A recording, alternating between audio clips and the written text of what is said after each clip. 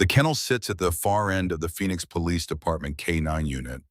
Concrete walls, steel gate, a water bowl that hasn't been touched in 2 days. Inside, a German shepherd lies with his head between his paws watching the corridor. Waiting, always waiting. His name is Ranger. 6 months ago, he saved a child's life. Local news ran the story for 3 days straight. 7-year-old Emily Morrison missing in the desert heat. 40 miles of searching. Every other K-9 in the state had given up, but not Ranger. He found her in an abandoned mine shaft with 20 minutes of daylight left. The department called him a hero. They gave him a medal.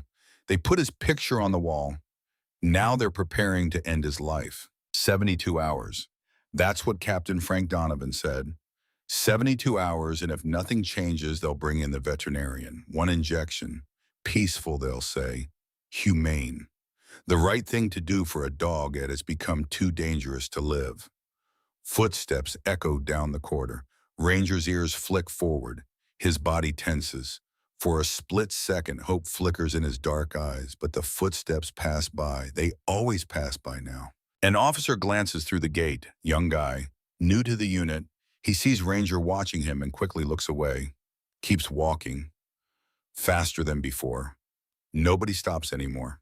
Nobody kneels down. Nobody reaches through the bars to scratch behind his ears and say, "Good boy, Ranger. Good work today." The kennel that used to be home feels like a cage. The department that used to be his pack feels like a place full of strangers. And the handler who used to be his whole world, the one whose voice meant everything, whose approval was the only reward Ranger ever needed, that man hasn't been back in 7 days. Officer Cole Hartley, 38 years old.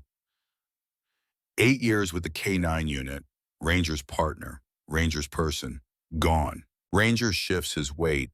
His muscles ache from lying in the same position for hours. But moving takes energy he doesn't have. Eating takes purpose he's lost.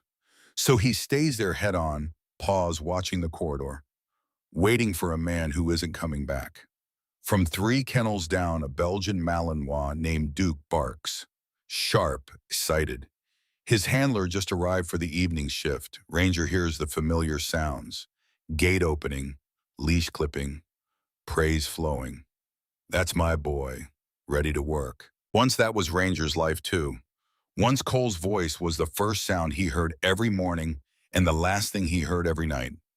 Once they were a team, the best team the Phoenix PD had ever seen.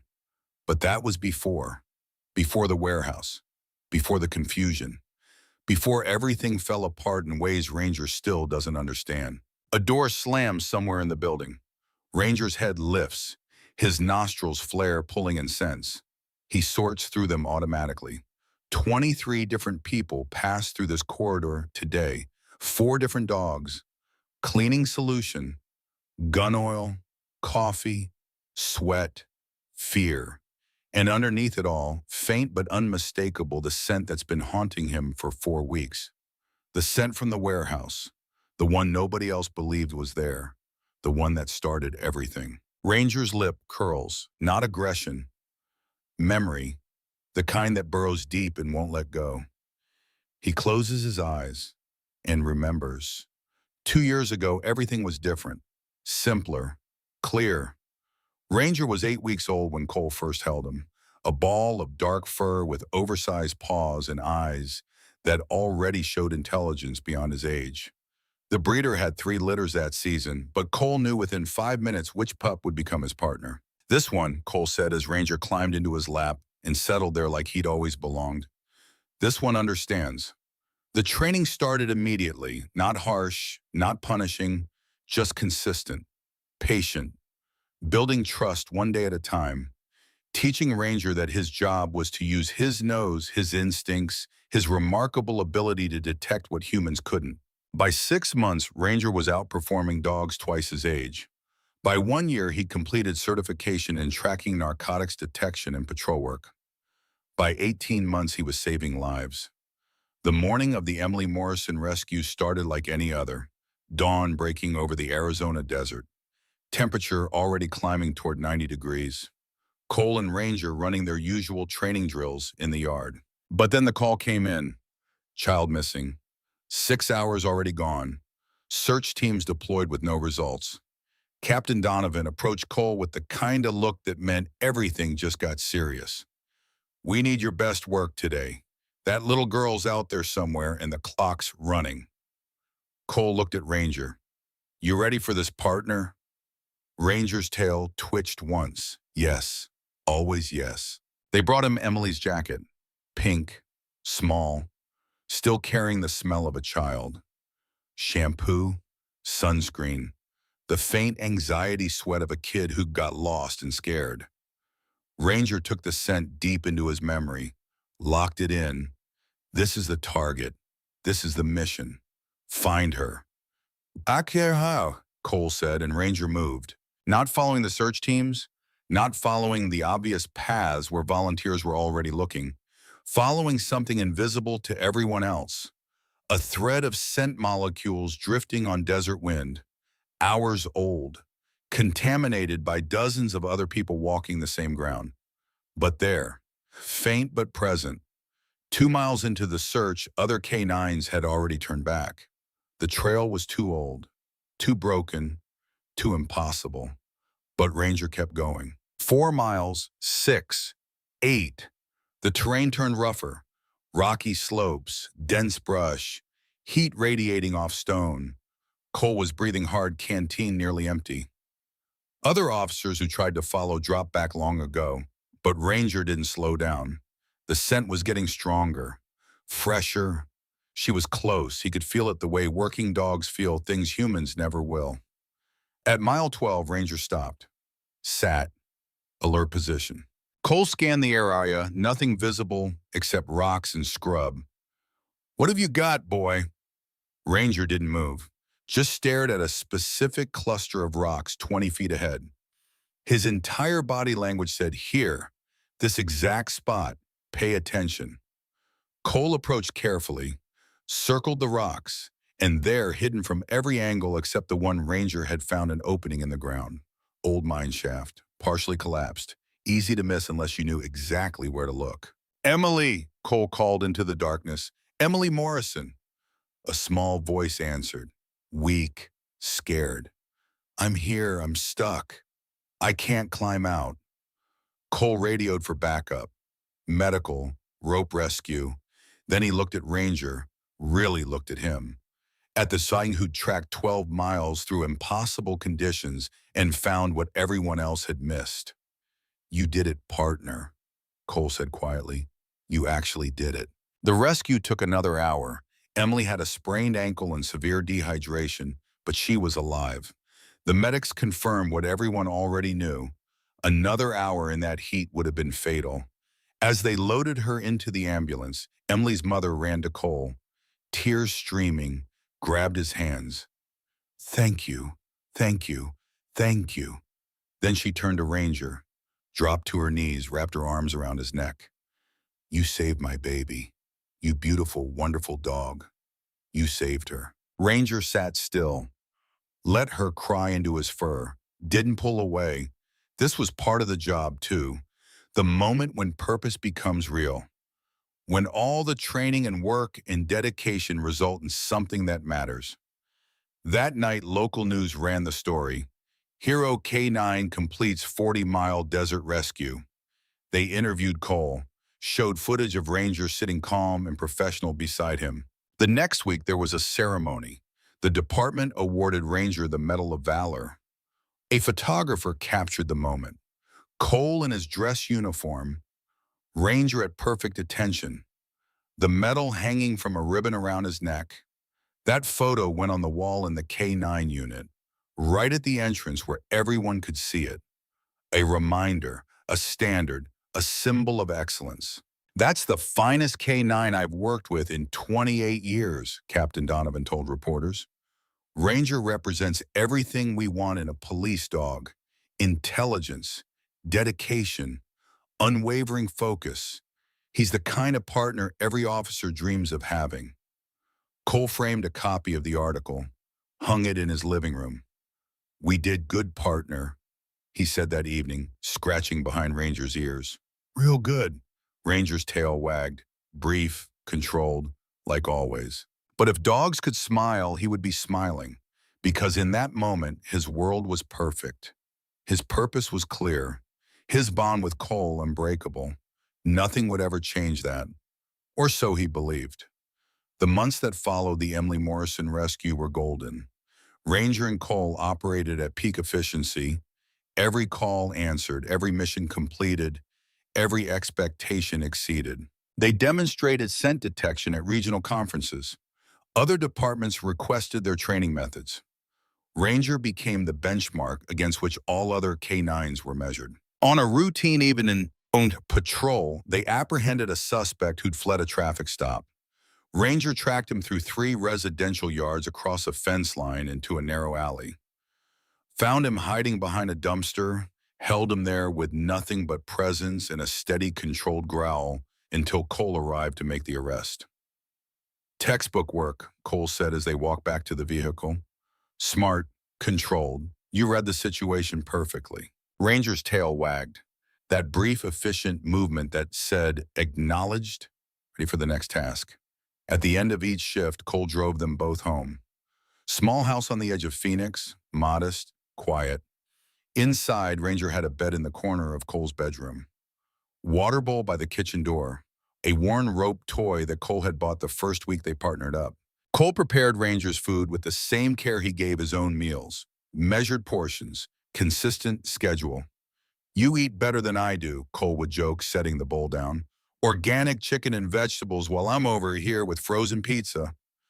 Later, when Cole settled on the couch with the evening news, Ranger lay at his feet, not sleeping, never fully sleeping when Cole was awake, just resting, alert, present, the way working dogs exist in the world. Another call tomorrow. Cole would say more to himself than to Ranger. Downtown area, possible drug operation. If anyone's there, we'll find them. Right partner. Ranger's ears would shift toward Cole's voice. His tail would tap the floor once. Always yes. This was their life, their rhythm, their unshakable bond. 2 beings from different species who'd found a language that transcended words. Built on trust, respect, absolute certainty in each other. Until the night, everything shattered. 4 weeks ago, late evening, the call came in just before shift change. Anonymous tip. Industrial district. Warehouse on the east side. Possible stolen goods operation. The voice on the phone gave specific details. Location, entry points, timing, then hung up. Cole got the assignment. Standard surveillance turned potential bust. 3 backup officers, routine protocol. They arrived just after sunset. The warehouse district was quiet. Most businesses closed for the night. Long shadows stretching across empty streets. The kind of scene where every sound carries. Cole parked 2 blocks away, approached on foot. Ranger walked beside him, leash loose, body relaxed but alert, reading everything, processing everything.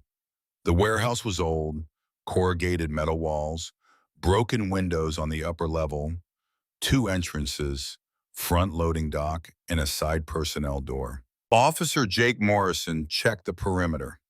Side doors unlocked, fresh tire tracks in the dust.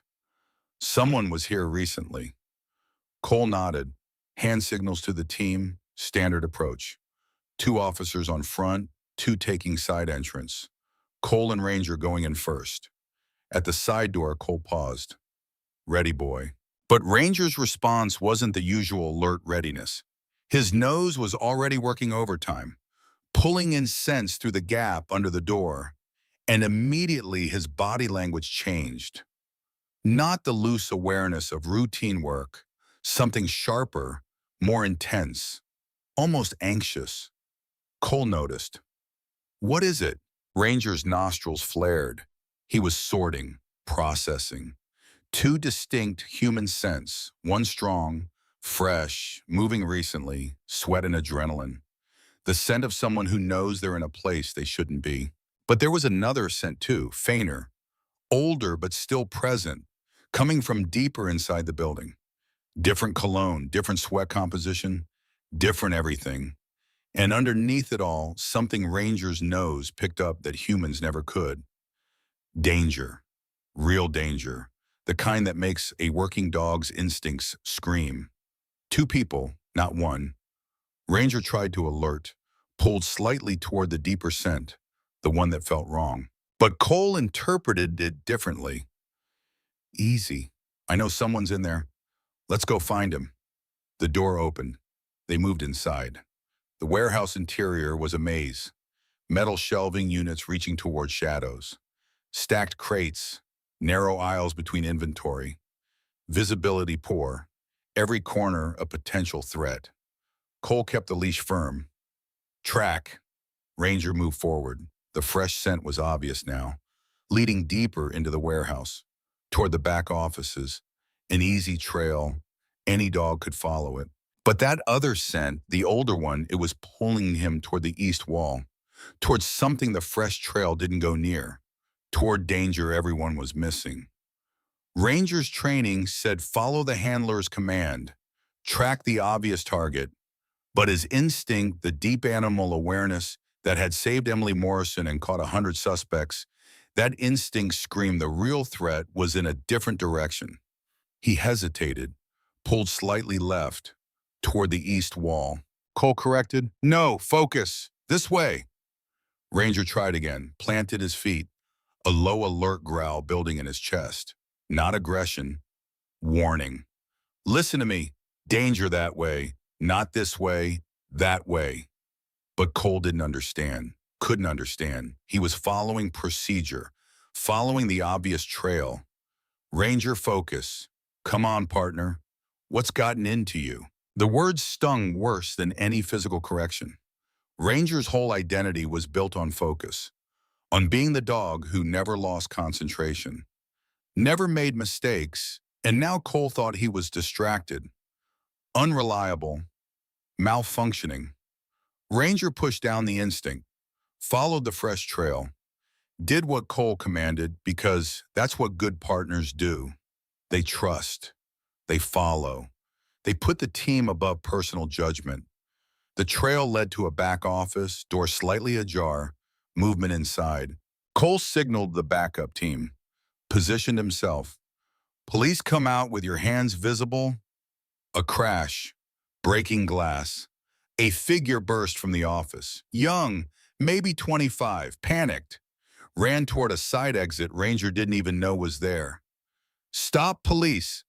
The suspect didn't stop, just ran harder. And in that moment, every fiber of Ranger's training collided with his instinct. Chase the runner or alert to the threat that was still there, still waiting, still dangerous in ways the running suspect wasn't. His breeding said chase, pursue, apprehend. That's what canines do.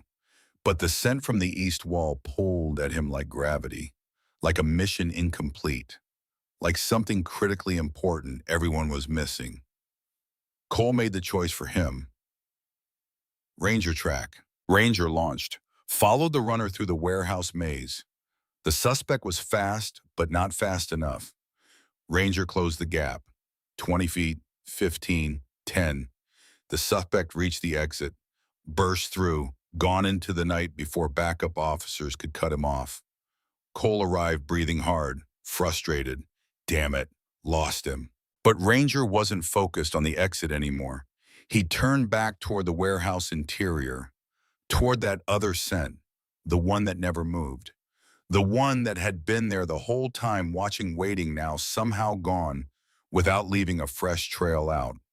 Ranger pulled at the leash, hard, barking, not the controlled alert bark of training, something more urgent, more desperate, more please, please understand what I'm trying to tell you. Ranger, enough, stand down. The command cut through everything. Ranger stopped barking, but he didn't stop pulling. His whole body strained toward the east wall, toward the area Cole never searched, toward the danger everyone was ignoring. Cole yanked the leash. "I said stand down. What is wrong with you tonight?" The other officers searched the warehouse, found evidence of the stolen goods operation, confirmed one suspect had been there, escaped on foot. Case would go to detectives. Standard follow-up. But nobody searched the east wall. Nobody followed Ranger's alert. Nobody believed there was anything there worth finding. The team cleared the scene, loaded up, drove back to the station. In the vehicle, Cole sat in frustrated silence. Then quietly, almost to himself, "You let him get away, Ranger. That's not like you. You had him. You should have caught him." The words landed like physical blows. Ranger lay in the back compartment, head on his paws, trying to process what happened. He did what Cole commanded, followed the runner, chased the obvious threat. But the real threat had been behind them. Still there, still uncaught, still completing whatever mission brought them to that warehouse in the first place. And now nobody believed him, nobody understood. Nobody was hearing what he was trying so desperately to communicate. Back at the kennel, Ranger couldn't settle. He paced, lay down, stood up, paced again. The scent memory wouldn't leave him, wouldn't let him rest. An incomplete mission, an unresolved threat, a warning nobody heard. Cole didn't stay long that night, dropped Ranger off. "Get some rest. We'll do better tomorrow." But there was no better tomorrow. Because the thing that was wrong at the warehouse, the thing Ranger tried to communicate, the thing everyone dismissed, it didn't go away. It burrowed into Ranger's mind, built, compounded, turned into something that looked like behavioral problems, but was really just an unheard voice getting louder and louder until it became a scream nobody wanted to acknowledge. 21 days. That's how long it took for everything to fall completely apart. Week 1, Ranger couldn't focus during training. Every sudden movement triggered hyper-alertness. Every shadow could be the threat from the warehouse, the threat that got away, the one he failed to stop because nobody would follow his lead. Cole noticed the change, tried to be patient. "Easy, boy, what's going on with you?" But how does a dog explain complex thoughts? How does he communicate? There was someone else there, and they're still out there, and we need to find him before something terrible happens. He can't. So the anxiety built, day by day, hour by hour, an unreleased scream trapped inside a body that couldn't speak the words. Week 2, day 14 after the warehouse.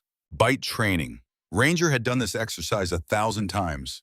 The trainer wore a protective sleeve, gave the aggression command. Ranger engaged, clean bite, proper technique, released on command. The exercise went perfectly. Cole removed the trainer's sleeve.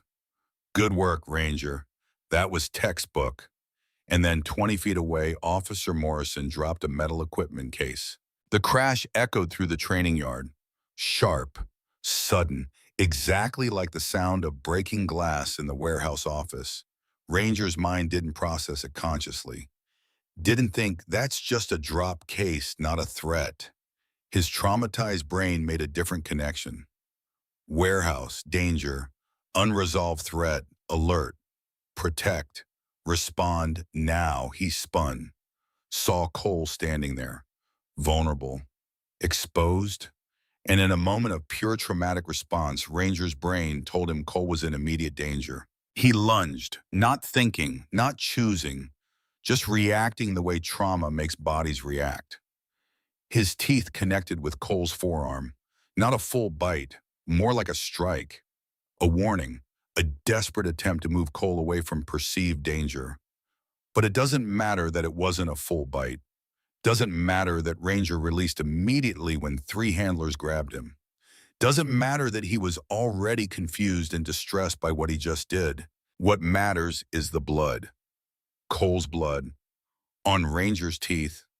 On Cole's uniform. On the training yard dirt. What matters is the look in Cole's eyes. Not anger. Worse than anger. Shock. Betrayal. Fear. "Ranger! What? Why?" Ranger backed away, handlers holding him tight. He wanted to explain, wanted to make Cole understand, wanted to turn back time and make a different choice. But he couldn't. The damage was done. And in that moment, everything Ranger was, everything he'd built his identity on, the trust, the partnership, the unbreakable bond, all of it cracked down the middle. Cole got medical attention. The bite wasn't severe. Bruising, small puncture wounds, antibiotics, and a bandage. Physically, he'd be fine, but emotionally, something broke. Ranger could smell it, the change in Cole's scent, the wariness, the doubt, the fear that hadn't been there before. That night, Cole didn't take Ranger home, left him at the kennel. I need to think, need to process this. Ranger watched Cole walk away, waited for him to turn around, to come back, to say it's okay, they'll figure it out. They're still partners. Cole never turned around. Week 3, day 21. Ranger was in the yard for mandatory exercise. 2 handlers monitoring from a safe distance. No trust anymore. No casual interaction. Just supervision. Control. Containment. A training session was happening nearby. Young K9 learning basic commands. The handler used a firm voice, correcting mistakes. Normal training procedure that happened every day. But to Ranger's traumatized brain, it sounded like threat, like aggression, like the thing he'd been on alert for since the warehouse. He reacted, barked, lunged toward the sound. The handlers restrained him, but it took both of them. Full strength, all their training just to hold him back. He's getting worse, one said, breathing hard. Unpredictable, the other agreed. He's not safe anymore. The reports piled up. Behavioral specialists called in. Evaluations conducted from outside the kennel because nobody wanted to get close enough for a proper assessment. The diagnosis came back clear.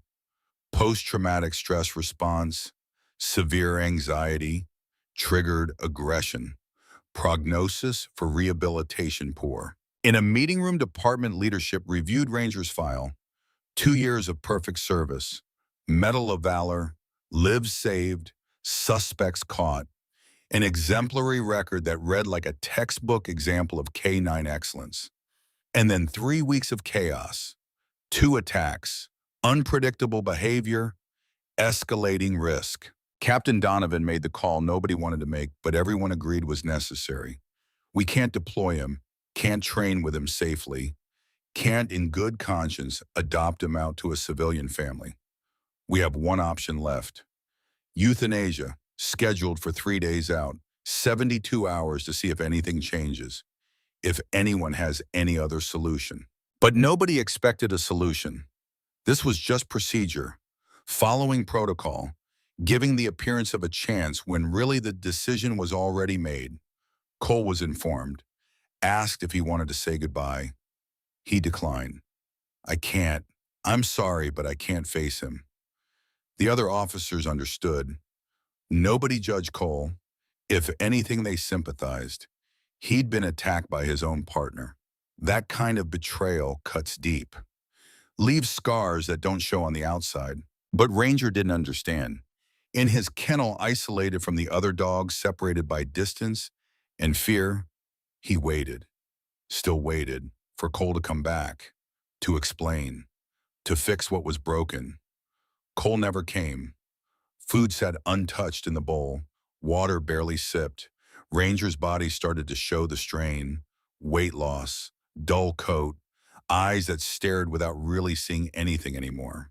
He was giving up, not consciously, not deliberately, but when a working dog loses his purpose, loses his pack, loses his entire identity, what's left? Just an animal waiting for the end. On the evening of day 3 countdown clock at 70 hours remaining, a man walked past Ranger's kennel. Patrol officer, not K9 unit. No real reason to be down here except that his route from the parking lot happened to pass through this corridor. The man's name was Wyatt Brennan, 35 years old, 5 years with Phoenix PD, quiet guy, did his job well, didn't seek attention or recognition. Most officers knew him as the guy who was always early, always thorough, always watching things others missed. Wyatt stopped at Ranger's kennel, didn't say anything at first, just stood there, looking, really looking. Ranger lifted his head, made eye contact, and in that moment something passed between them. Not understanding yet, not solution, just acknowledgement. One being seeing another clearly for perhaps the first time. Wyatt crouched down slowly, still outside the kennel, still at a safe distance. "You're not crazy, are you?" he said quietly. "You're trying to tell them something, and nobody's hearing you." Ranger didn't bark, didn't growl, didn't react with the aggression everyone now expected, just held the eye contact, pleading without words. Yes, finally, someone who might understand. Wyatt stayed there for 5 full minutes, just watching, observing, reading body language the way most people read books, seeing patterns others missed, recognizing something in Ranger's eyes that looked less like madness and more like desperation. Then he stood, walked away without another word. But the next morning he was back, this time in Captain Donovan's office. "Give me the 72 hours, Wyatt said without preamble. Donovan looked up from paperwork. "You're not K9 certified." "I'm not trying to train him. I'm trying to understand him. He attacked his handler, attacked a trainer. He's unpredictable, dangerous." "Or he's traumatized," Wyatt said calmly. "And everyone's so busy protecting themselves they forgot to ask why." Donovan leaned back in his chair, studied Wyatt with the kind of look that had evaluated thousands of officers over 28 years. "You know what happens if you're wrong, if he bites you. Then you'll have your answer. But if I'm right, you'll be putting down a bunk who was just trying to do his job." Long silence. Donovan weighed options. Liability versus possibility. Risk versus conscience. The easy path versus the right one. 72 hours, he finally said. "But the clock's already running. You've got less than that now. And one mistake, Brennan. One bite, one incident, and we're done. Clear." Clear. Wyatt walked out of the office, headed straight to the kennels. Ranger was lying in the same position as yesterday, head on paws, eyes distant. The look of an animal who'd stopped hoping for anything to change. "Hey, Ranger," Wyatt said softly from outside the gate. "My name's Wyatt, and I think you and I need to have a conversation." Ranger's ears shifted toward the voice, different from the others. Calmer, no fear underneath, no pity, no anger, just steady, present, actually paying attention. "I've been reading your file," Wyatt continued, "and I've been watching the warehouse body cam footage, frame by frame, and you know what I think? I think you detected something everybody else missed. I think you tried to alert your team. And I think when nobody followed your lead, when nobody trusted what you were trying to communicate, it broke something inside you." Ranger lifted his head fully now, eyes locked on the stranger who somehow spoke truth everyone else refused to hear. "So here's what we're going to do," Wyatt said. "We're going to figure out what you detected. We're going to prove you weren't wrong, and we're going to make sure everyone understands you're not the problem.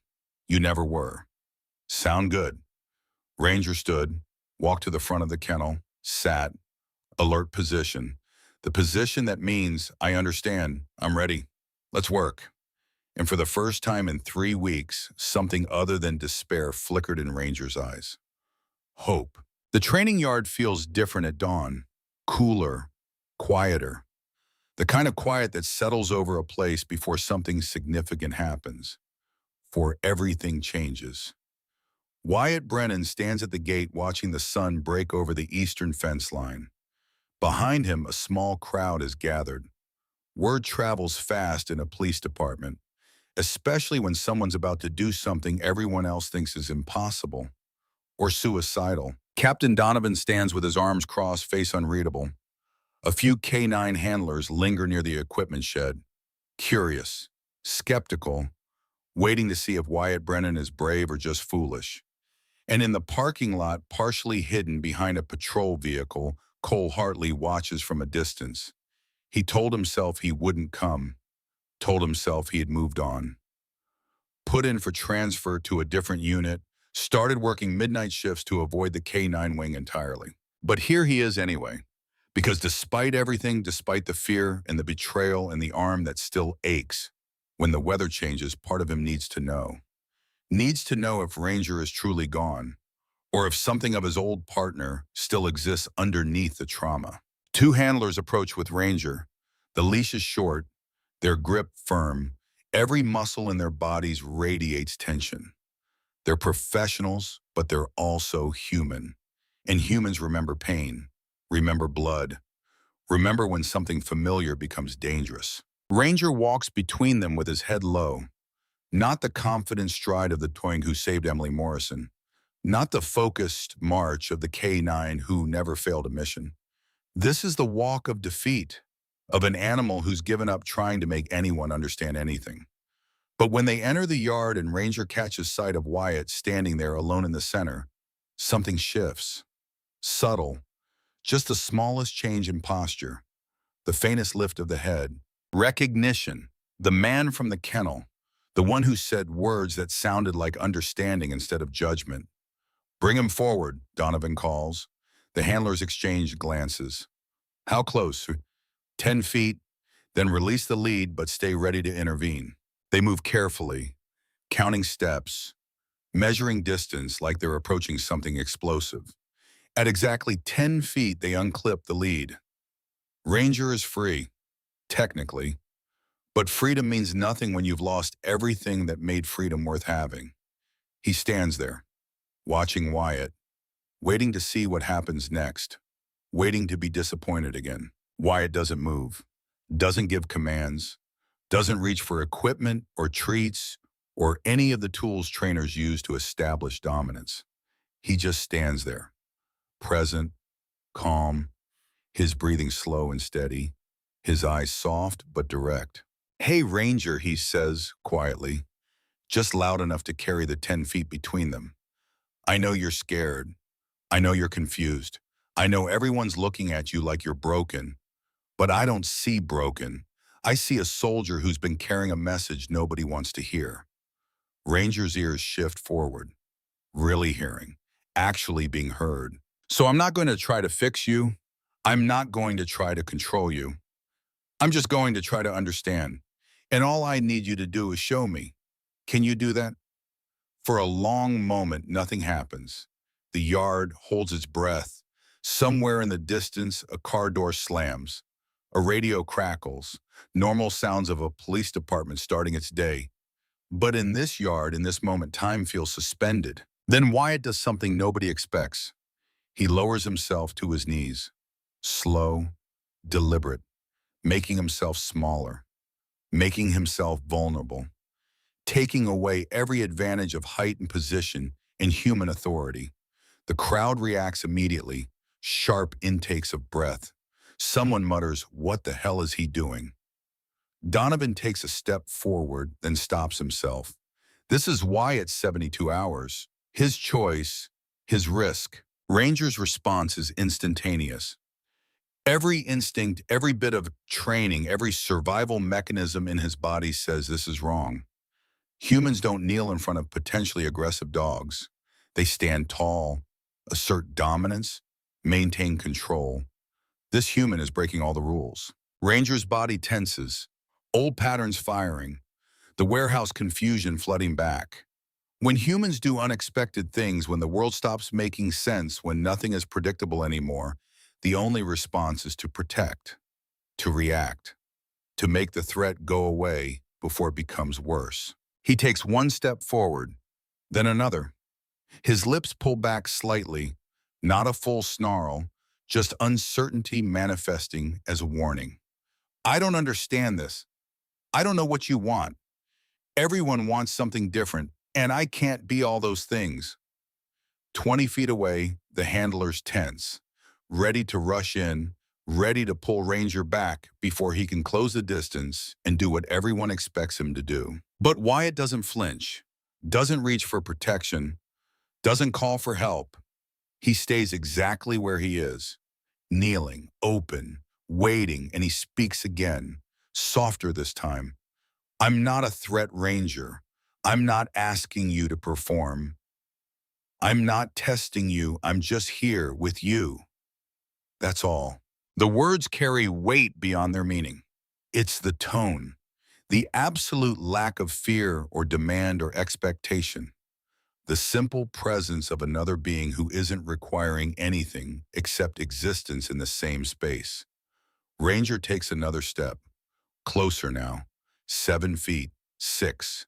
Close enough to attack. Close enough to do damage before anyone could stop him. The handlers shift their weight, preparing, calculating. One more step and they'll have to intervene. But Ranger doesn't take that step. Instead, he stops, head tilted slightly, eyes locked on Wyatt's face. And in that gaze, something remarkable happens. The wildness softens, the panic recedes, the desperate need to make everyone understand or make everyone go away or just make everything stop, all of it eases. Just a fraction, just enough. Because for the first time in 3 weeks, someone isn't demanding that Ranger be something he can't be, isn't punishing him for trying to communicate in the only language he has, isn't treating him like a problem to solve or a danger to eliminate. Wyatt is just there, kneeling in the dirt, hands loose at his sides, face open and calm, not challenging, not retreating, just present, just real. 3 minutes pass. To the watching crowd, it feels like hours. Tension stretched so thin it could snap at any moment. But it doesn't snap. Instead, it transforms. Ranger sits, not commanded to, not forced to. He chooses to sit, right there, 6 feet from a kneeling human who somehow speaks the language Ranger's been screaming for weeks. And the moment he sits, his body language shifts again. Tail no longer tucked, ears no longer pinned back, head at a normal angle instead of low and defensive. He looks like Ranger again. Just for a moment, just enough to remember who he used to be. Someone in the crowd exhales loudly. I'll be damned. Wyatt still doesn't move. Good, he says softly. That's good, Ranger. Thank you for trusting me that much. He stays kneeling for another full minute, allowing Ranger to adjust, allowing the moment to solidify into memory instead of fluke. Then slowly, carefully, he rises to his feet. Not quickly, not with any sudden movement, just a gradual return to standing that gives Ranger every opportunity to react, to retreat, to change his mind. Ranger doesn't move, just watches, waiting to see what comes next. Wyatt takes one step backward, then another, creating distance instead of closing it, giving space instead of taking control. That's enough for today, he says. Handlers, you can bring him back. The handlers move in, clip the lead. Their faces show confusion mixed with reluctant respect. What they just witnessed shouldn't have worked. Goes against everything they know about managing aggressive dogs. But it did work, somehow. As they lead Ranger away, he turns his head once to look back at Wyatt. The expression in his eyes is different now. Not hope exactly, not yet, but something close to it. Curiosity, interest, the faintest possibility that maybe, just maybe, this human might be different. Donovan approaches Wyatt. What the hell was that understanding? Wyatt says simply, just trying to understand what he needs. You didn't say anything. Didn't do anything. I didn't have to. He already knows what he needs to say. He's been saying it for weeks. We just haven't been hearing him. Donovan stares at him for a long moment. You've got 68 hours left. Let's see if you can do more than kneel in the dirt. Wyatt nods, watches Ranger disappear back toward the kennels. And in the parking lot, hidden behind the patrol vehicle, Cole Hartley leans against the hood with his head in his hands. Because he just saw his former partner respond to a stranger in ways Cole never achieved during the worst of the breakdown. And it hurts. God, it hurts. But it also means something. It means Ranger isn't gone, just lost. And maybe possibly there's a way back. Cole wasn't the only one watching from a distance, hidden in memory. Wyatt tried to bury another German Shepherd, waited. Duke, 3 years ago, Belgian Malinois with eyes that trusted too much. They'd been partners for 18 months when the drug bust went wrong. The suspect had a gun Wyatt didn't see. Duke saw it, launched between Wyatt and the barrel, took the bullet meant for Wyatt's chest, died in Wyatt's arms while backup was still 2 minutes out. The sound Duke made at the end, that high whine of pain and confusion, still woke Wyatt some nights. The weight of Duke's body going slack. The blood that wouldn't stop. The knowledge that Duke had died protecting him and Wyatt hadn't even seen the threat coming. He couldn't return to K9 after that, couldn't look at the kennels without seeing Duke's blood on his hands. The department's psych eval recommended transfer. Officer Brennan shows signs of guilt-related trauma, suggests reassignment away from K9 unit. They called it too emotional for K9 work. Transferred him to patrol, safe, distant, alone. But watching Ranger sit there 6 feet from a kneeling human, choosing trust over fear, despite every reason not to, Wyatt understood something he had spent 3 years avoiding. Duke didn't die because Wyatt failed. Duke died doing exactly what he was trained to do. Protect his partner, complete the mission, trust even when it costs everything. Maybe that's what Ranger was trying to do too. Protect Cole from a danger Cole couldn't detect. And when Cole didn't understand, when nobody followed Ranger's lead, that trust shattered into something that looked like aggression, but was really just a soldier screaming, "Listen to me, please, just listen." Wyatt knew that scream, had lived it for 3 years.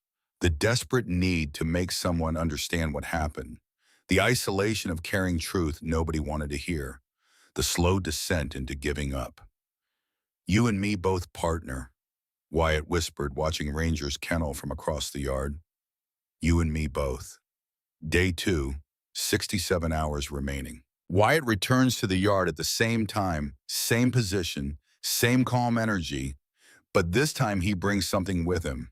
A worn cushion from an old office chair. He sets it on the ground and sits down.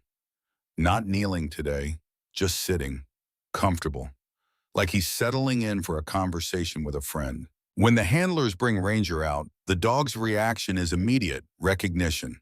His pace quickens slightly, not aggressive, eager, the way he used to move when Cole arrived at the kennel in the mornings, back when mornings meant something good. The handlers notice, exchange surprised glances. "He's never pulled toward anyone since the incident," one mutters quietly. They release the lead at 10 feet. Ranger doesn't hesitate this time.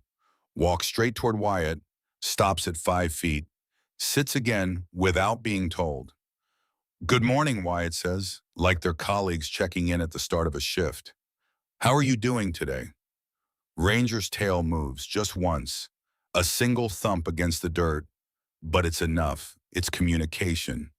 It's the beginning of a bridge being built, one small gesture at a time. Wyatt reaches into his pocket slowly, pulls out a tennis ball. Old, worn, the kind that's been chewed and carried and treasured. He doesn't throw it, doesn't offer it as reward or bribe, just holds it loosely in his hand. "I heard you like these," he says. Cole mentioned it in one of his reports. Said you'd work all day for just 5 minutes with a tennis ball. At Cole's name, Ranger's ears flatten slightly. Pain, memory, loss. Wyatt notices everything. "Yeah, I know. He's not here, and that hurts. But you know what? That's okay. It's okay to hurt. It's okay to be confused. You don't have to be perfect or Ricky now, Ranger. You just have to be honest." He sets the tennis ball on the ground between them. Doesn't push it toward Ranger. Doesn't make it a test or a command. Just places it there. An offering. An invitation without pressure. Ranger looks at the ball, looks at Wyatt. The internal conflict is visible in every line of his body. Want versus fear. Trust versus betrayal. The desire to engage versus the lesson learned that engaging leads to disappointment. Wyatt waits 30 seconds, a minute, 2 minutes. He has all the time in the world, or at least 67 more hours, close enough. Finally, Ranger stands, walks forward, not to the ball, to Wyatt. He stops 2 feet away, close enough that Wyatt could reach out and touch him. Wyatt doesn't reach out, just sits there. "Yeah," he says softly. "I see you, I hear you. You're doing great, partner." The word partner lands differently when Wyatt says it. Cole used that word with ownership, with expectation. with the weight of a bond that demanded performance and perfection. Wyatt uses it with equality, with respect, with a simple acknowledgement that they're in this together, whatever this turns out to be. Ranger leans forward, sniffs Wyatt's hand, reading him, learning him, committing his scent to memory the way he does with every important thing in his life.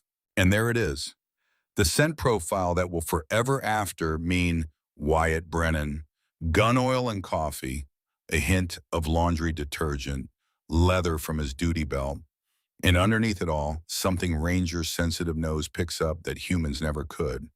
Calm, steady, no fear, no deception, no hidden agenda, just genuine, authentic presence. Wyatt slowly, so slowly it takes 15 seconds, lifts his hand. Ranger watches it rise, tenses slightly, every muscle ready to retreat if this becomes something unwanted. But Wyatt doesn't reach for Ranger's head, doesn't try to pet him or assert dominance through touch.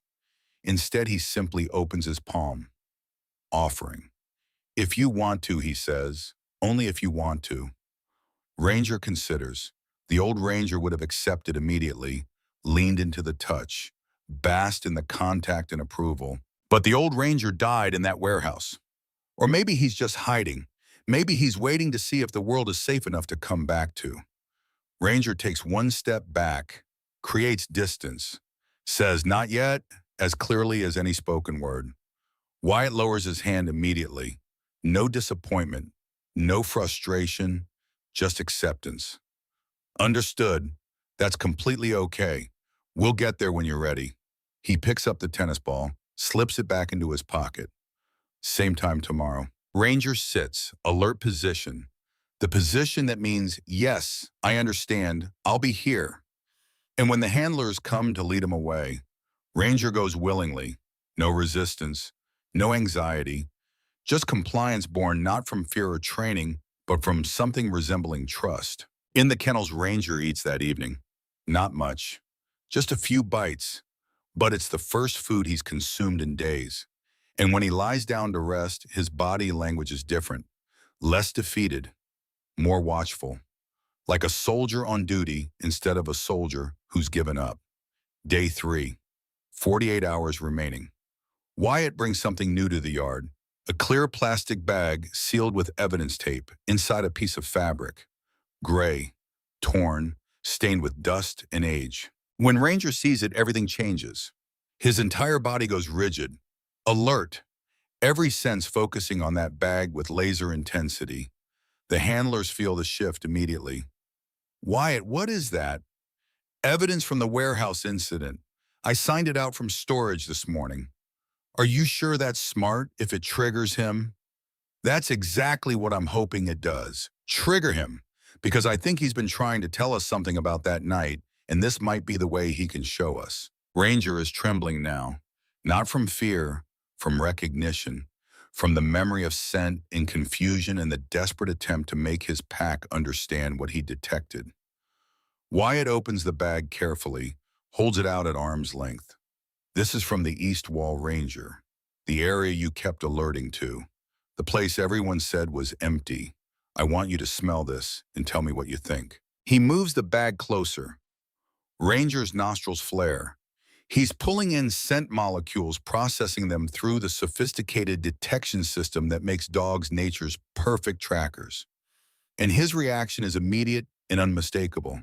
He sits, head angled toward the bag, tail straight, every bit of body language screaming, alert, here, this is it, this is what I was trying to tell you.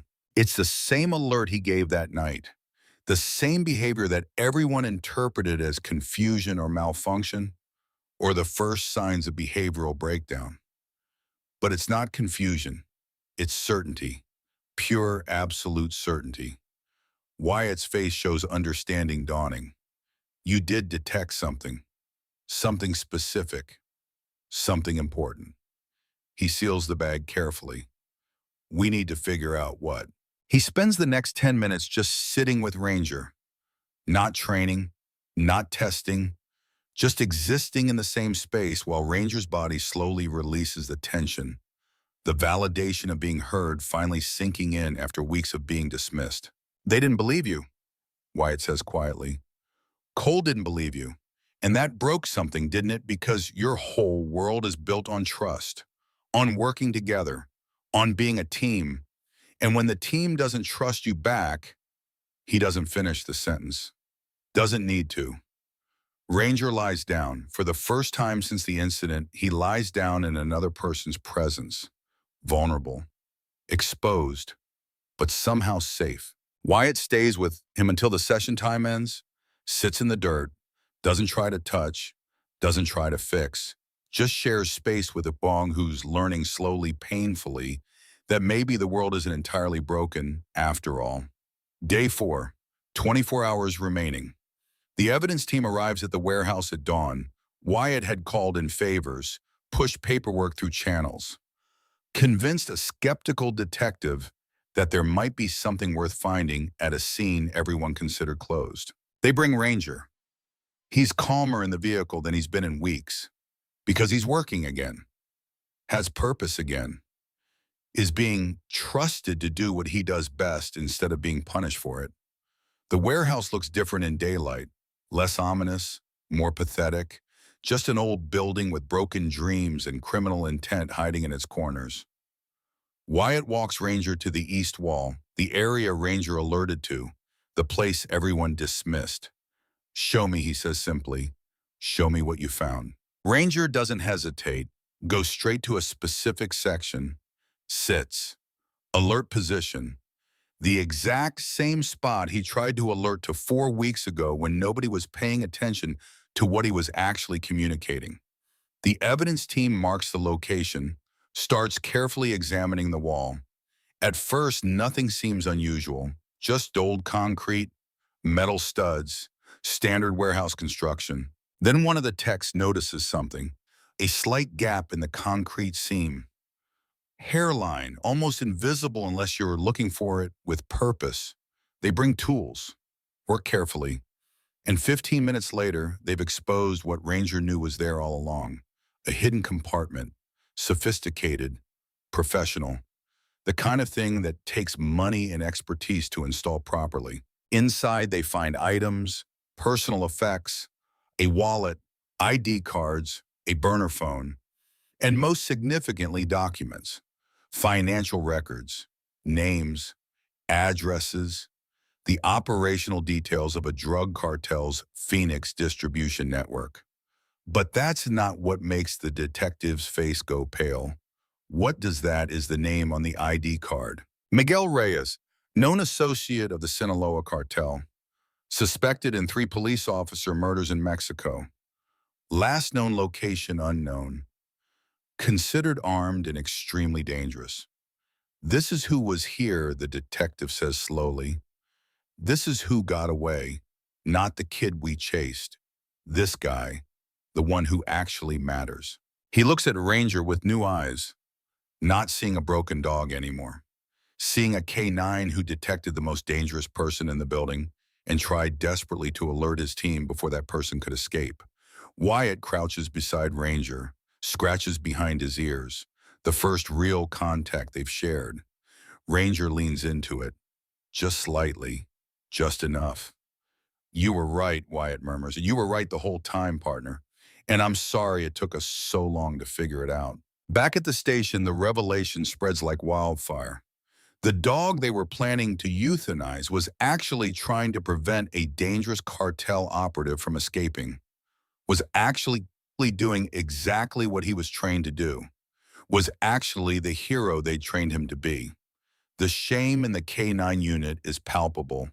They almost killed him, almost threw away one of their best assets because they couldn't understand what he was trying to communicate. Captain Donovan calls an emergency meeting. Department leadership, K9 handlers, and Wyatt Brennan, who somehow saw what everyone else missed.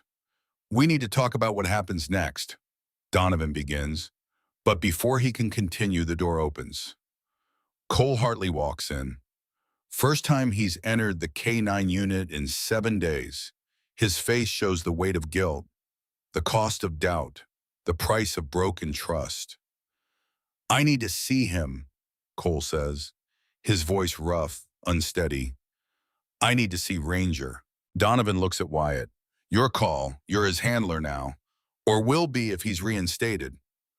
Wyatt considers. He's not my dog captain. Never was. I'm just the guy who learned to understand what he was saying. But I think they need to talk. The yard is empty when they bring Ranger out. Just Cole standing in the center, hands at his sides, face showing every emotion he's been hiding for a week. Fear, regret, love, grief, all of it naked and visible. Ranger sees him, and his reaction is complex. Joy at seeing his person, hurt at being abandoned, confusion about what this means, hope that maybe things can be fixed.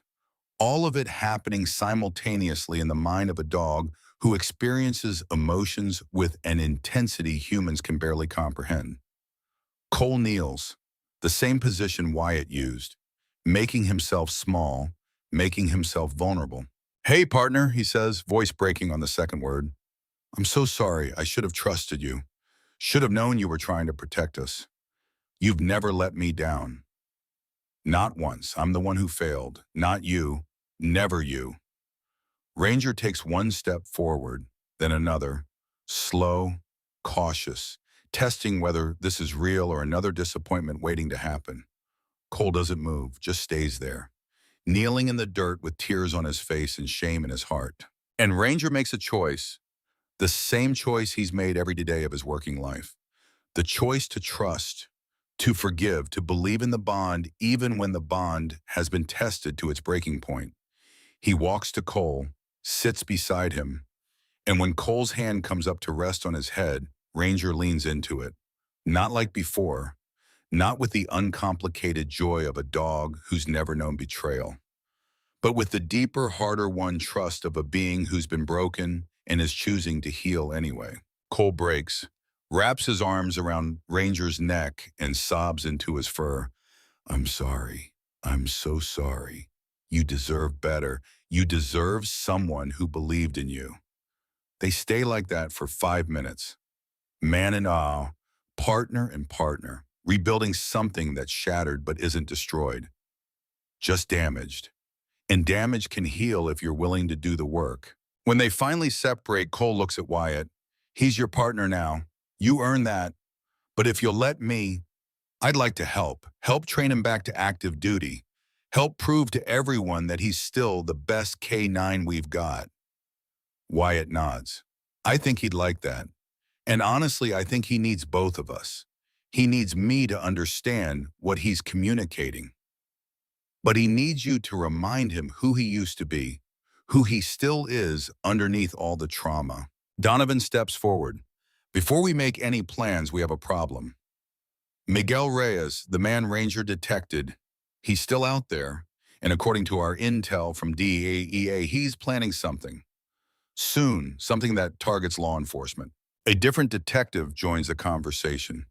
Torres, organized crime specialist. We've been tracking Reyes for 6 months. He's the Sinaloa cartel's enforcer for this region. Suspected in at least a dozen murders. All police are informants. He's sending a message. Nobody crosses the cartel without paying in blood. What's he planning, Wyatt asks. We don't know specifics, but there's chatter. Something about a memorial, something public, high visibility, maximum impact. Cole's face goes white. The fallen officer memorial ceremony. It's in 2 days. Families attend. Media covers it. Every cop in Phoenix shows up to honor the dead. Torres nods grimly. That would fit his pattern. Strike at the heart. Make it personal. Make it hurt. Donovan looks at Ranger. If anyone can detect Reyes again, it's him. But I can't ask that. Can't put him back in the field after what he's been through. Wyatt doesn't speak for Ranger, looks down at the point he's sitting calmly beside Cole. What do you think, partner, ready to work? Ranger stands. Alert position. The position that means what it's always meant. Yes, I'm ready. Give me the other mission. Let me prove what I've been trying to tell you all along. And in that moment, looking at the day who refused to give up even when everyone gave up on him, the decision becomes obvious. This isn't about testing Ranger anymore. This is about trusting him. Finally, completely, the way he's always trusted them. We've got 24 hours, Donovan says. Let's get him ready. And let's make sure that when Ranger alerts this time, everyone pays attention. The training begins immediately. Not punishment drills, not remedial work, real operational preparation. Cole and Wyatt working together, teaching Ranger not just commands, but communication. Not just obedience, but partnership based on mutual respect. And Ranger responds, because this is what he's been waiting for. Not to be fixed, not to be controlled, just to be heard, trusted, allowed to do the job he was born to do. The evening before the operation, Wyatt sits with Ranger in the kennels. No longer the isolation kennel at the far end. Ranger's back in his old spot, home. Tomorrow's important, Wyatt says quietly, not just for the mission, for you. This is your chance to show everyone what you've been trying to tell us. Your chance to prove you were never broken, just misunderstood. Ranger's eyes are clear, focused. The confusion and trauma still there, but no longer overwhelming, no longer defining him. I trust you, Wyatt continues. Cole trusts you. And tomorrow, everyone else is going to trust you too, because you're going to save lives the way you always have, the way you always will. He stands to leave. Ranger follows him to the kennel gate. And for the first time since this all began, Wyatt sees something in Ranger's expression that's been missing for weeks. Confidence. Not arrogance. Not bravado. Just quiet, certain confidence. The knowledge that he's good at what he does. That he has value. That he belongs. Wyatt reaches through the gate, scratches Ranger's ears one more time. Get some rest, partner. Tomorrow we hunt.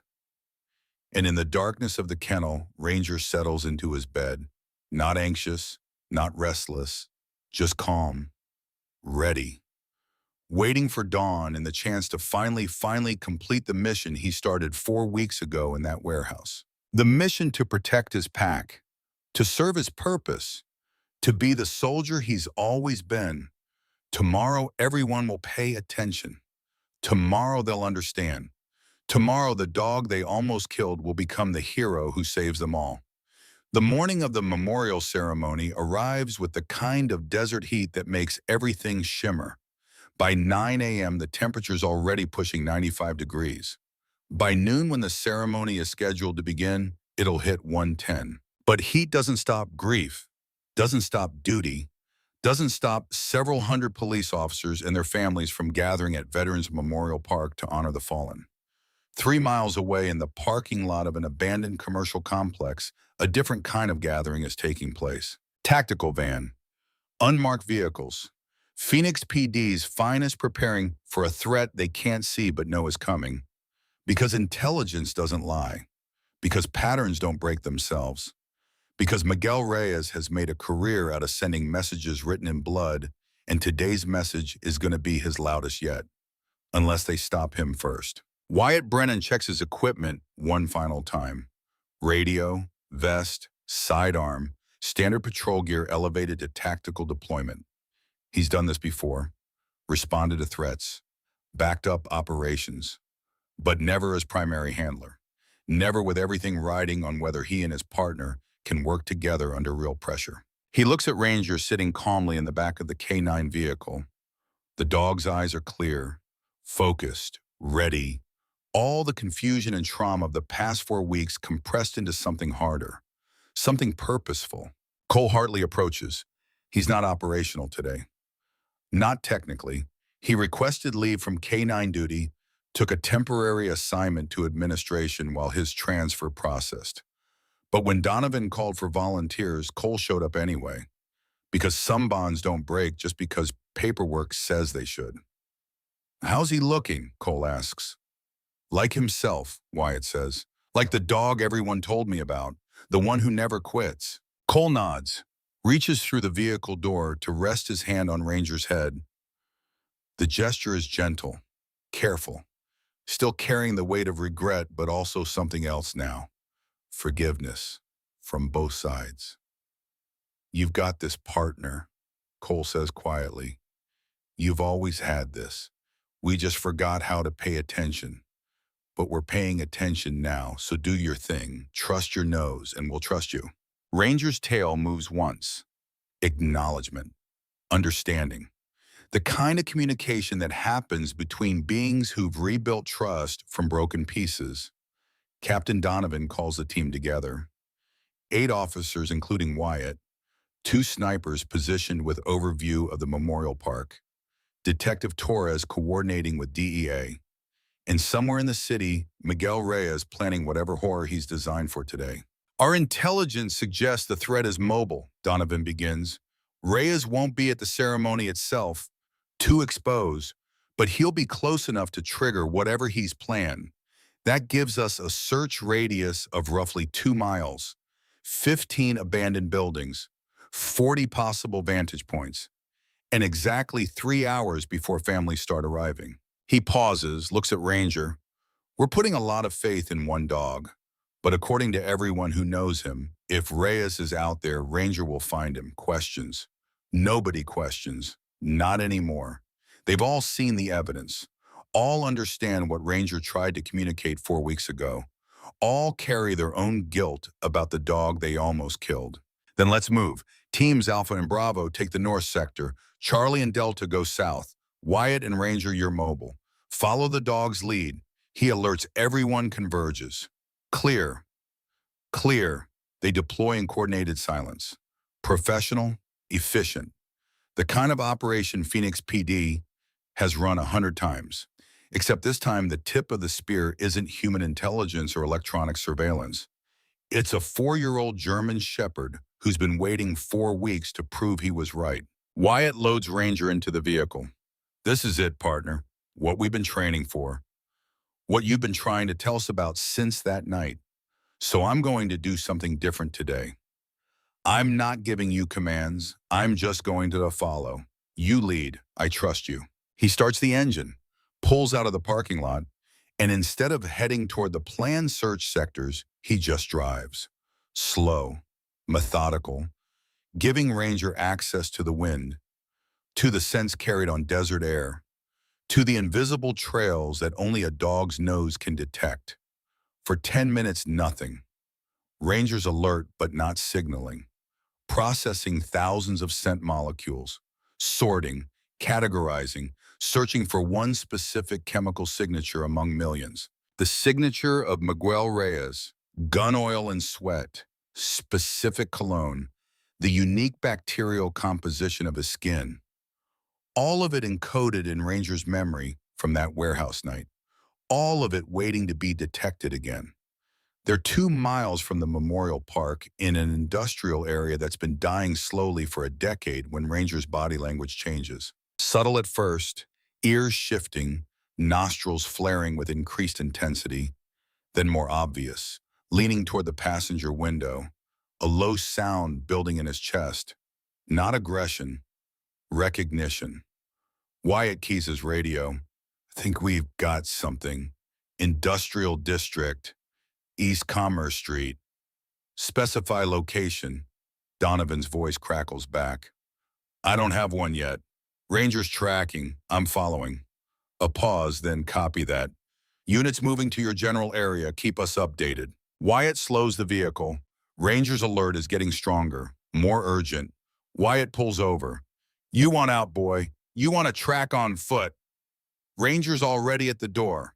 Pawing, ready. They exit the vehicle. Wyatt clips a long lead, 30 feet, gives Ranger room to work while maintaining connection. Find him, partner. Show me. Ranger doesn't need further encouragement. Drops his nose and moves, not running, working, each step deliberate, each breath pulling in information. The trail is faint, hours old, but it's there, unmistakable to senses humans don't possess. They move through alleys, between abandoned warehouses, past rusted equipment and forgotten dreams. The scent trail strengthens, fresher now, more recent. Reyes was here, maybe still is here. Ranger leads them to a partially collapsed industrial building. 3 stories, most windows broken, graffiti covering the lower walls, the kind of place that's invisible to people driving past, but perfect for someone who needs to disappear. Wyatt radios their position. Building 447 East Commerce. Rangers alerting hard. Recommend backup before entry. 2 minutes out comes the response. But Ranger doesn't want to wait. His alert is becoming more intense, more urgent. This isn't just old scent.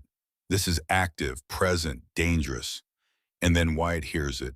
Through the broken windows, a voice, raised, angry, speaking Spanish. And another voice, different, scared, pleading, hostage situation.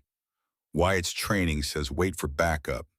But his instinct, the same instinct that told him to pay attention to Ranger when everyone else gave up, that instinct says waiting might cost a life. He makes the call. I'm going in. Possible hostage. Can't wait. He unclips Ranger's lead. Hand signals only now. Silent approach. They move to a side entrance. Door hanging off its hinges. Wyatt draws his weapon. Ranger stays close.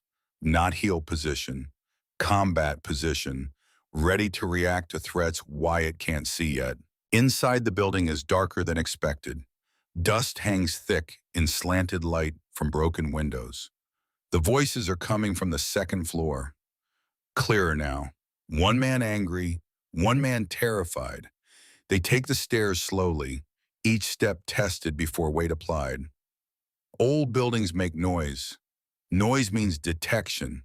Detection means the situation escalates before they're ready. At the second floor landing, Wyatt peers around the corner and sees exactly what he feared.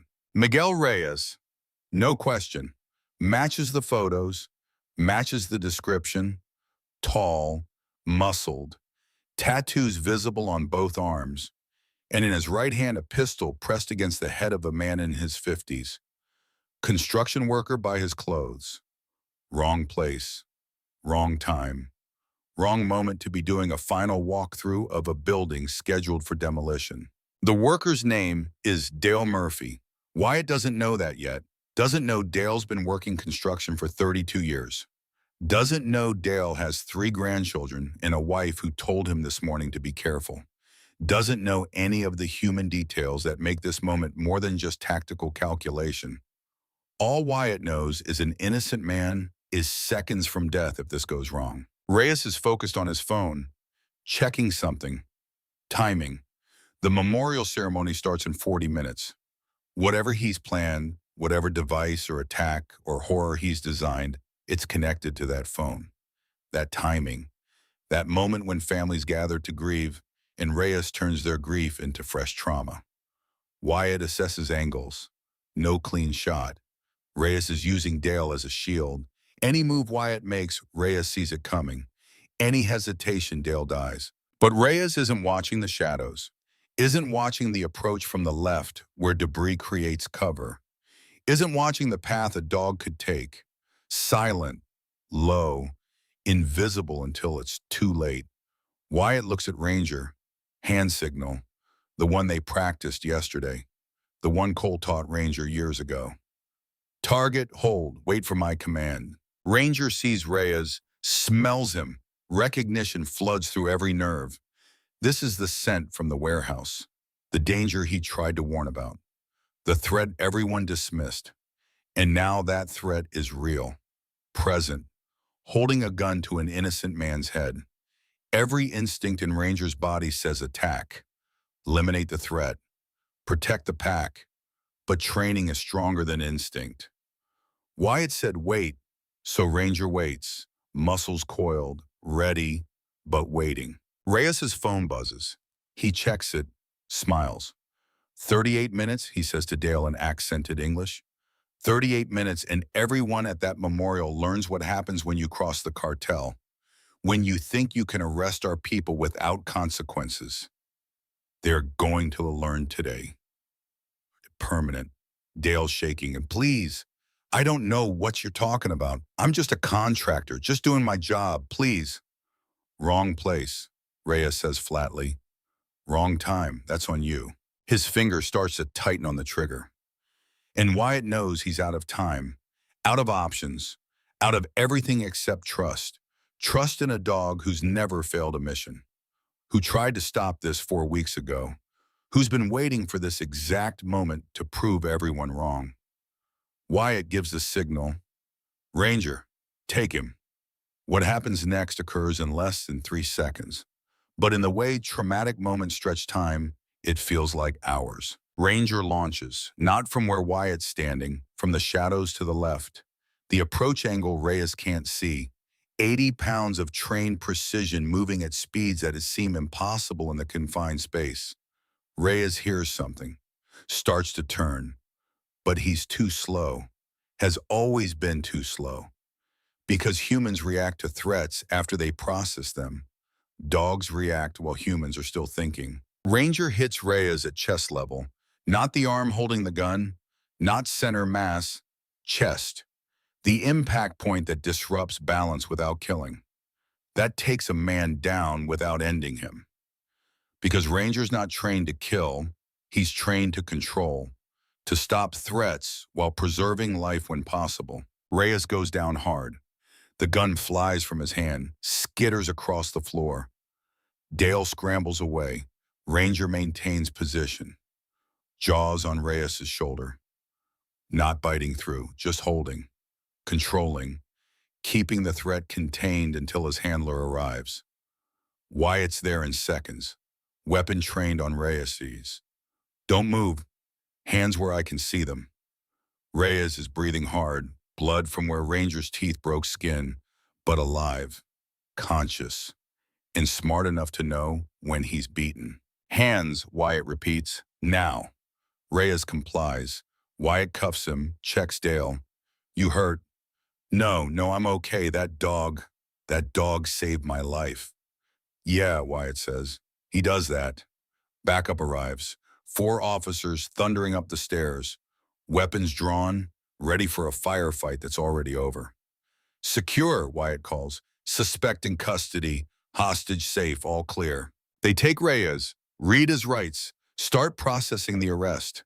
And Wyatt kneels beside Ranger. Good work, partner. That was perfect. Exactly by the book. Exactly right. Ranger's panting, adrenaline still pumping, but his eyes are clear, calm. This is what he does, what he's always done. When the world goes chaotic, Ranger stays focused, controlled, professional. Cole arrives with the second wave, sees Reyes in custody, sees Dale being checked by medics, sees Ranger sitting calmly beside Wyatt, and understands immediately what happened here.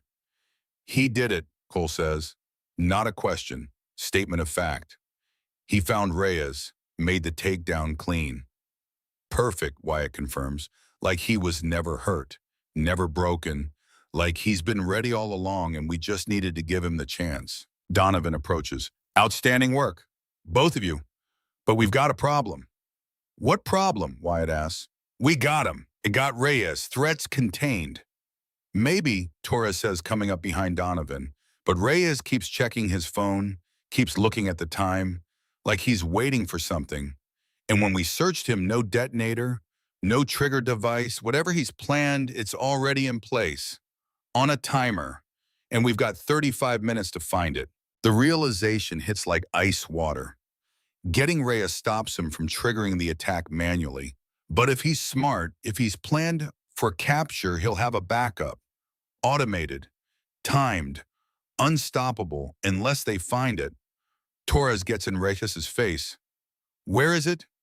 Where's the device? Reyes smiles, blood on his teeth from Ranger's takedown. You'll find out. 34 minutes. Everyone finds out. We can make you talk, Torres threatens. No time, Reyes says, still smiling. Not enough time. You want to stop it? Better start searching, building foundations, underground parking, structural supports. So many places to look. So little time. Donovan's already on the radio. All units, possible explosive device at or near Veterans Memorial Park. Evacuate the area.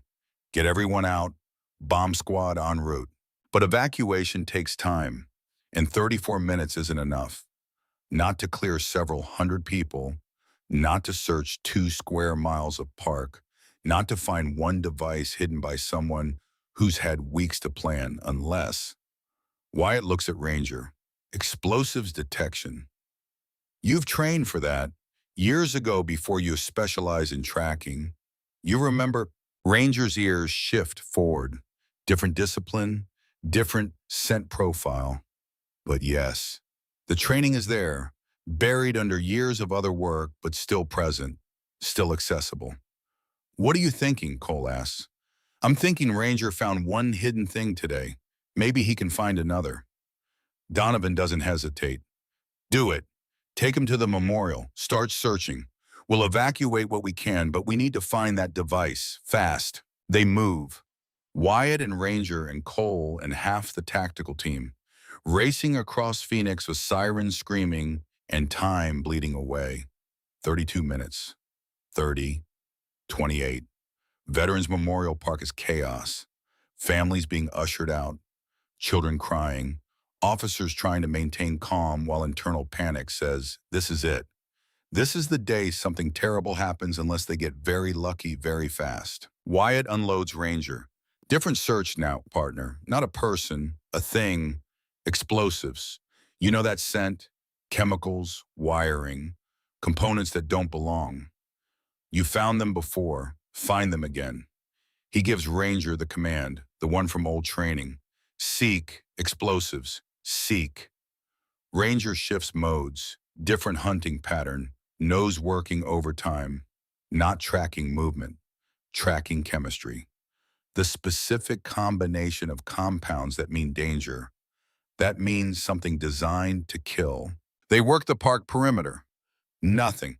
The main pavilion where the ceremony was supposed to happen. Nothing. The parking areas. The memorial walls with names of fallen officers carved in stone. Nothing, nothing, nothing. 20 minutes remaining. Torres is interrogating Reyes harder. Getting nothing. The man knows he's going to prison forever. Knows he's got nothing left to lose. So he sits in the back of a patrol car and smiles while the clock counts down. 15 minutes. Wyatt's starting to doubt. Maybe Reyes is bluffing. Maybe there is no device. Maybe this is psychological warfare. Make them panic. Make them evacuate. Make them look weak and scared. That's a message too. A different kind of terror. But then Ranger stops, sits, alert position. The same position he used when everyone thought he was malfunctioning. The same position that means here, this, pay attention. They're at the edge of the park, a maintenance area, underground access to utilities, water, power, communications. The infrastructure that keeps the park running. What is it, boy? What do you smell? Ranger doesn't move, just stares at a utility access panel, concrete, 2 feet square, supposed to be locked, but the lock is missing, recently removed. Fresh scratches on the concrete where tools pried it open. Wyatt calls for the bomb squad. They arrive in 4 minutes. 12 minutes remaining when they open the access panel and find it. IED, improvised explosive device. Professional construction. Military-grade explosives. Enough to collapse the underground structure and drop the entire memorial pavilion into a crater. Enough to kill everyone within a 100-foot radius. Enough to turn a day of remembrance into a massacre. Timer display shows 11 minutes, 10, 9. The bomb tech assesses quickly. It's sophisticated, can't just cut wires. Need to disarm properly. Need time. How much time, Donovan asks. More than 9 minutes, maybe, if I'm perfect. Then be perfect, Donovan says. Not an order, a prayer. The park is empty now, evacuated, just essential personnel remaining. Bomb squad working, everyone else at minimum safe distance, except White and Ranger.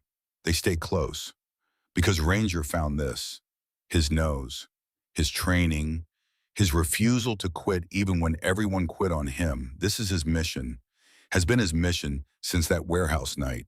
Stop the threat, protect the pack, complete the objective no matter what. 8 minutes, 7. The bomb tech's hands are steady, but his forehead shows sweat. One wire, then another, carefully. Each decision permanent. One mistake, and it all ends. 6 minutes. Cole stands beside Wyatt. Whatever happens, you saved lives today. Both of you. Got Reyes, found the bomb, gave everyone time to evacuate. That's the job. That's the mission. Not complete until it's disarmed, Wyatt says. No, Cole agrees, but you did your part. The rest is on the tech. 5 minutes. Ranger sits calmly, watching the humans work. Not scared, not anxious, just present, alert, ready to react if needed, but trusting his pack to handle what comes next. 4 minutes. 3. The bomb tech cuts a final wire. Removes a component. The timer keeps counting, but the circuit is broken.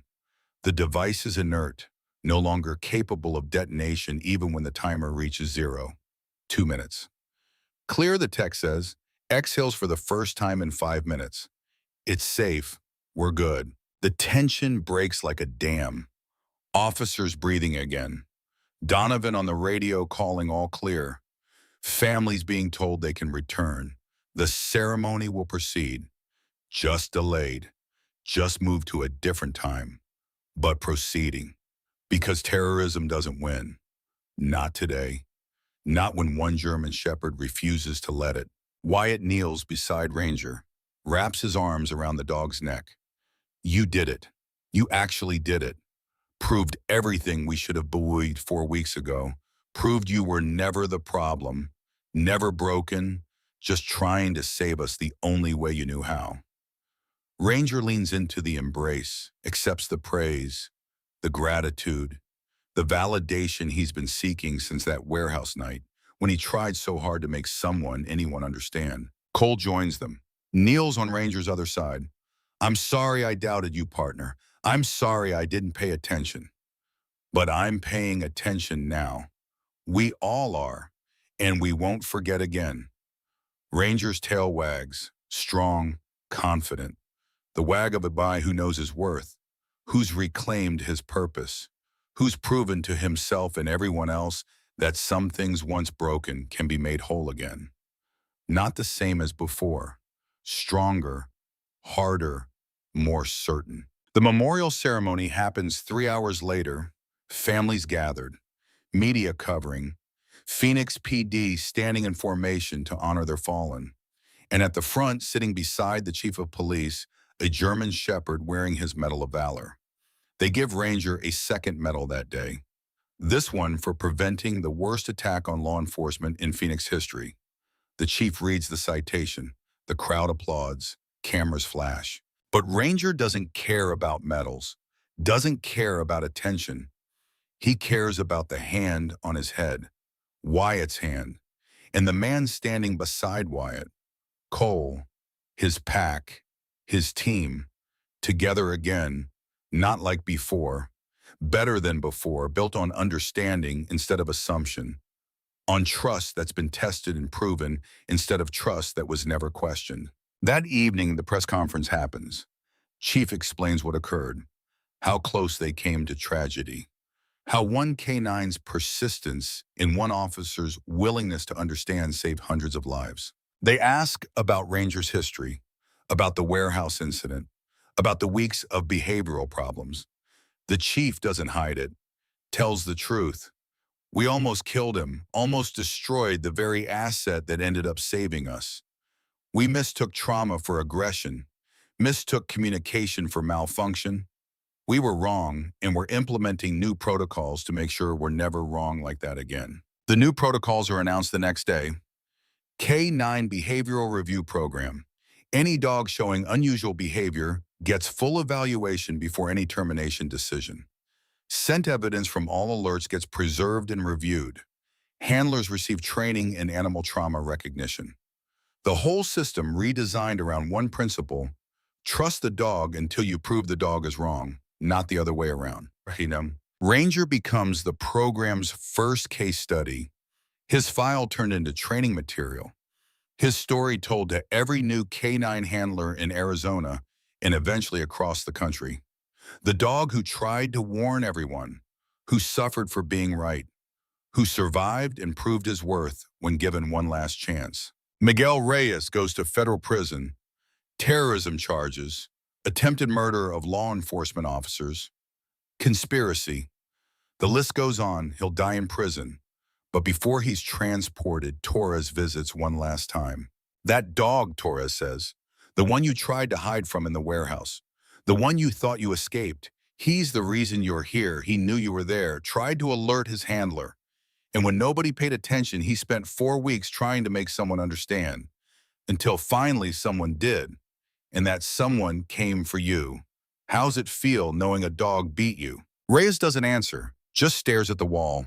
But Torres sees the recognition in his eyes, the understanding that his perfect plan failed because of something he never accounted for. A dog's nose, a dog's memory, a dog's absolute refusal to quit. 3 weeks after the memorial the paperwork comes through. Wyatt Brennan officially transfers to K-9 unit, Ranger officially assigned as his partner, not replacing Cole, creating a new team, one built on understanding, on trust, on recognizing that sometimes the smartest one in the room has 4 legs and can't speak. Cole stays in K-9 too. His transfer request withdrawn. He becomes a trainer, teaches new handlers the lessons he learned the hard way. Your dog is smarter than you, he tells them. Your dog senses things you can't. Your dog is trying to communicate every second of every day. Your job isn't to command, it's to understand. And when your dog tells you something, even if it doesn't make sense, even if it contradicts everything you think you know, you pay attention. Because they're right more often than we want to admit. 6 months later, the K-9 Training Academy hosts a demonstration. New handlers watching experienced teams work. Wyatt and Ranger run a complex scent detection course. Multiple distractors, difficult conditions, the kind of test that would break most dogs. Ranger moves through it like water, smooth, confident, every alert correct, every decision certain. The dog who almost died is now the dog everyone wants to emulate. After the demonstration, a young handler approaches, fresh out of academy, nervous. My dog's showing some unusual behaviors, alerting to things I can't see, getting frustrated when I redirect him. What should I do? Wyatt doesn't hesitate. Trust him, document everything. And if you're not sure, come find me or Cole. We'll help you understand what he's communicating, because that's what we do now. We pay attention. We recognize what they're telling us, and we make sure no dog ever goes through what Ranger went through, not on our watch. That afternoon, Wyatt takes Ranger home, not to the kennels, home, because Ranger isn't just a working dog anymore. He's family, partner in the field, companion at home. The bond between them built on something deeper than training, built on mutual trust, mutual respect, mutual willingness to meet each other halfway. They sit in Wyatt's backyard, Ranger stretched out in the shade, Wyatt in a lawn chair with a beer. Just existing together, no commands, no missions. Just two beings who understand each other in ways that don't require words. You know what I think about sometimes, Wyatt says quietly. What would have happened if I hadn't walked past your kennel that day? If I hadn't stopped, hadn't noticed, you'd be gone. And all those people at the memorial would be gone. And we'd never know what we lost. Ranger's ear shifts toward Wyatt's voice, paying attention even in rest. But I did stop, and you did trust me. And here we are, still working, still partners, still proving every day that broken things can heal if you're willing to do the work. He reaches down, scratches behind Ranger's ears. The simple gesture that means everything. Connection, understanding, love in its purest form, not requiring anything except presence. Ranger's tail thumps against the grass. Once, twice. The sound of contentment, of a dog who's found his place again, his purpose, his pack. The memorial wall in the K9 unit gets updated. New photo added beside the old one. Ranger sitting between Wyatt and Cole. All three looking at the camera with the easy confidence of people who know their worth, who've faced the worst and survived it, who've turned tragedy into triumph through nothing more than patience and willingness to understand. Below the photo, a new plaque. Simple words, profound meaning. Ranger K9 badge 447, the dog who wouldn't quit, the soldier who saved us all, the partner who taught us to understand. And every day new handlers pass that photo. Stop, read the plaque, learn the story, carry forward the lesson. That in a world of noise and assumption and rush judgment, sometimes the wisest thing you can do is simply pay attention, really pay attention, to the voices that can't speak in words but have everything important to say. That evening, Wyatt's phone rings. Torres. We got another case. Cartel activity. Need K9 support. You and Ranger available tomorrow. Yeah, Wyatt says. Looks at Ranger already alert, already reading the change in Wyatt's tone, already preparing for whatever comes next. We're available. We're always available. Because that's who they are now. A team, a partnership, built not on commands and compliance, but on communication and trust. On recognizing that strength isn't about control, it's about connection. About two beings from different species finding common language through patience and respect and absolute refusal to give up on each other. The next morning they deploy again. Another mission, another threat, another chance to prove what everyone now knows. That Ranger isn't just good at his job, he's exceptional, not in spite of what he went through, because of it. The trauma didn't break him, it refined him. Taught him that some missions take longer than others. Some battles are fought not with force, but with persistence.